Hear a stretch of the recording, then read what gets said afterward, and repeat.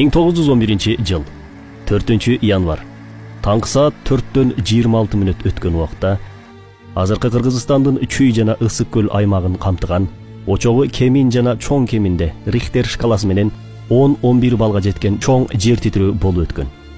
Бүткүл ала тоого алаамат салган зилзалалар биринин артынан бири кайталанып, жалпы жонунан 3 мүнөткө созулган жана ошол мезгилдеги дээрлик көпчүлүк имараттарды талкалаган. Аман калган эл уйку соодо колуна тийген кийими менен сыртка качып чыккан. Көпчүлүк эл боз үйлөрдө жашаса да, бирок бул зилзаладан 500дөй адам набыт кеткен, шейит болгон. 1000ге жакын киши жаракат алып, 1000дей кам кыштан курулган үй жана 15000дей боз үй талкаланып жок болгон. 13000ден ашуун бодомал арам өлгөн. Жер титирөөнүн радиусу абдан чоң болуп, Токмок, Каракол, Алматы, Тараз жана Ташкент шаарлары да жабыркаган. Жалпы Түркистан аймагы боюнча 2000ден ашуун адам шейит кеткен. Отурукташкан жашоо образына өткөн кыргыздардын көпчүлүгү каза болгону аз келгенсип, аба ырайынын ызгаар, суук, абанын температурасы -10 градустан төмөн болгондугу элдин абалын ого бетер мүшкүлгө салган. Буга кошумча жер титирөө 5 күнгө чейин уланып, жер улам силкинип турган. 9-январ күнү биринчи зилзалада эле күчтүү жер титирөө дагы бир жолу катталган. Бул карапайым элдин үшүн ого бетер алып, элдин шайын кетирген. Көпчүлүк сыртта жылуу кийими жок кыйналып, бирок үйлөрүнө кайтып баруудан кооптонгон абал жаралган.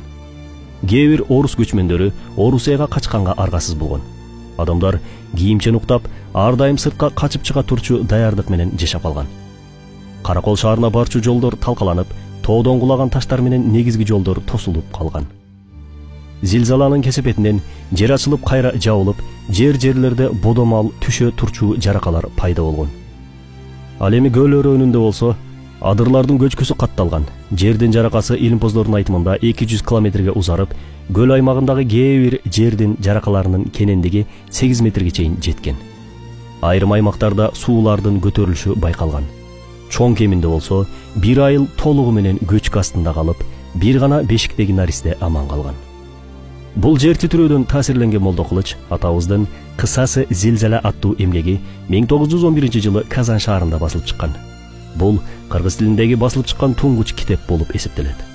Ысак Шайбеков аттуу атанын ошол апаатта курман болгондорго кошкон кошогунда бул аймакка орустар келип, Новороссийка кыштагын куруп баштаганын, бабаларыбыз буурусун тишин тийгизбей сактап келген ыйык жерибизге сока салып, дың бузуп, токойлорду талкалап, жайыттарга чочколорун жайнатканын жана эл ичи тынч болбой, дин качып, пейил тааргандыгын бул апааттын кесепети катары сүрөттөгөн. Элдин башын муң кайгы каптап турган кезде Осман түрктөрү жардам колун алгачкылардан болуп сунушкан. Нар көтөргүс жардамын берген. Архивдик маалыматтардагы Осман түрктөрүнүн жардам колун сунгандыгын тастыктап жатат. Бул тарыхый баалуу маалыматтар жаш тарыхчы жана изилдөөчү 9 июль университетинин докторанты Дастан Разак уулу тарабынан изилденип чыккан. Ролигибизде Дастан мырзанын илимий изилдөөсүн колдонуу менен бирге ага терең ыраазычылык билдиребиз. Зилзалада жабыркаган кыргыздарга Осмондор тарабынан 100 000 сом өлчөмүндөгү акчалай жардам берилген. Ал учурда 5-10 сомго бир бодомал келсе, демек бул акчанын учурдагы кунун элестетип көрүңүздөр. Жардам чогултуу иш-чаралары 2 багыт аркылуу жүзүгө ашкан. Биринчиси Стамбулдагы татар боордошторубуздун Сыраты Мустаким журналы, ал эми экинчиси Осман мамлекетинин расмий муфтияты аркылуу. Сыраты Мустаким журналы 1911 жылдын 12 январ күнкү санында Түркистан аймагында жер титирөө боюнча жазып, кыргыз элинин жардамга муктаж экендиги жөнүндө кейип жазган. Бул макала Түркистандагы азап деген ат менен чыккан.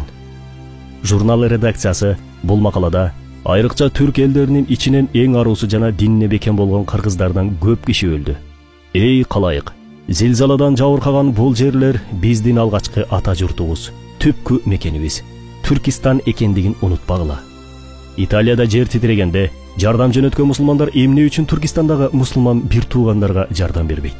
Дүйнөдө 300 миллион мусулман бар деп ооз көптүрүп сүйлөгөндөр кана, деп жалпы Осман түрктөрүн намыска чакырган. Ошентип макаладан таасирленген боордошторубуз жардам топтой баштаган.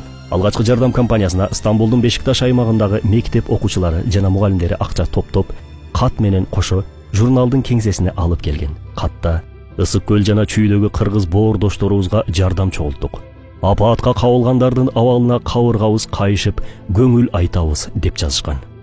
Бул алгачкы жардамдан кийин басмакана жамааты Асияи Вусута Фелекате Зедеганы, башкача айтканда Орто Азиядагы кырсык курмандыктарына жардам деген кутучаларды ачып, жардамды расмий топтой баштаган. Көбүнчөсү жардамды Алмания, Болгария жана Грециядагы түрк офицерлери жөнөткөн. Буга кошумча Фатих жана Чеңгелкөй аскердик мектептеринин окуучулары менен устаздары да акча чогултуп беришкен. Журналдын ар бир санында Түркістандагы кырсык курмандыктарына деген ат менен ар бир жардам берүүчүнүн аты жөнү, мекемелердин аталышы жана канча өлчөмдө жардам бергендигин камтыган маалымат чыгып турган. Журнал жардам чогултуу акциясын ошол жылдын июнь айына чейин дээрлик 5 ай бою токтотпой уланткан. Андан сырткары жер түтүрүү жана Түркістандагы боордош элдер жөнүндө Осмон дөөлөтүндөгү Танин, Хикмет деген газеталар жана Тариф Муслим аттуу журналда байма-бай жазып турган. 1911 жылдын февраль айында Юсуф Акчора аттуу татар изилдөөчү баштаган илимпоздор атайын конференция уюштуруп, жер түтүрүү боюнча Истанбул калкына жана Осман мамлекетинин бийлигине жеткиликтүү маалымат беришкен. Ошол айдын этегинде Стамбулдагы Кырым студенттер коому конференция уюштуруп, эл арасында жардам топтошкон. Иш-чаранын алкагында Шакзада белек кылган саат жана бир баланын калпагы аукционго коюлуп сатылган жана түшкөн пайда Түркістандагы кыргыздарга жиберилген. Муну көргөн Осмон өкмөтү да жардам чогултууда тынган эмес. Экинчи жардам чогултуу толкуну Осмон дөөлөтүнүн муфтияты тарабынан ишке ашырылган. Шейхул Ислам Түркістан үчүн атайын жардам комиссиясын түзүп, билеттер басылып чыккан. Сатылган билеттерден түшкөн пайда Түркістан аймагына жиберилген. Кийинде жардам берген Осмон түрктөрүнүн урпактары ал билеттерди колго алган сайын берешен аталарынын эрдигинен дем алып, сыймыктанып турган. Бир гана Стамбулда эмес, бүткүл халифаттын аймагында, жада калса айыл кыштактарда да жардам чогултула баштаган. Мамлекеттик мекемелер, чет өлкөдөгү элчилик жана консулдуктарда иштегендер четте карап турбастан өз айлыктарынын бир бөлүгүн жөнөткөн. Осмон дөөлөтүнүн султаны жана ислам халифасы Мехмет Решат 1800 куруш жардам көрсөткөн. Ооба, тарыхта кыргыз жана түрк элдеринин өз ара бир туугандык сезими бекем болгондугун жана ар дайым бири-бирине көмөктөшүп келгенде көптөгөн мисалдар бар. Алда биз билген, азырынча ачыкка чыккандар гана. Келечекте жүрөгү улутум диним деп соккон тарыхчыларды көптөгөн илимий изилдөө архив жумушу күтүп турат.